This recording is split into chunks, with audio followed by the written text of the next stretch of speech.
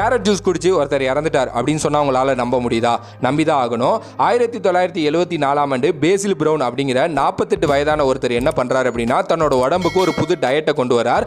Carrot மட்டும் தான் சாப்பிடணும், இல்ல கேரட் ஜூஸ் மட்டும் தான் குடிக்கணும் ஒரு நாளைக்கு அப்படின்னு சொல்லிட்டு அவர் தொடர்ந்து பாத்தீங்கன்னா பண்ணிட்டு இருக்காரு. ஸோ அந்த நேரத்தில் அவர்கிட்ட டாக்டர்ஸ் நிறைய சொல்றாங்க, அதாவது கேரட் ஒரு நல்ல ஊட்டச்சத்து பொருள் தான், அது சாப்பிட்றதுனால நமக்கு உடம்புக்கு நல்லது தான், விட்டமின் ஏ அதிகமாக கிடைக்கும் தான், ஆனால் நீங்கள் அதை மட்டுமே எடுத்துக்கிட்டு இருக்கீங்க, அது பண்ணாதீங்க அப்படின்னு சொல்லியிருக்காங்க.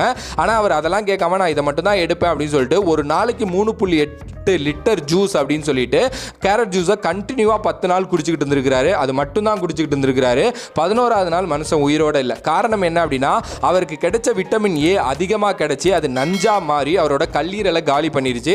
இது மட்டும் இல்லை, அவர் செத்து கடந்தப்போ அவரோட உடம்பு ஃபுல்லாக ஆரஞ்சா இருந்துச்சு. அதுக்கு காரணம் கேரட்ல இருந்த கரோட்டின் அவர் உடம்பு ஃபுல்லாக பரவி இருக்கு. ஸோ எது சாப்பிட்டாலுமே அளவுக்கு மீறினால் அது நஞ்சு தான் அப்படிங்கிறத புரிஞ்சு சாப்பிடுங்க. ஓகே.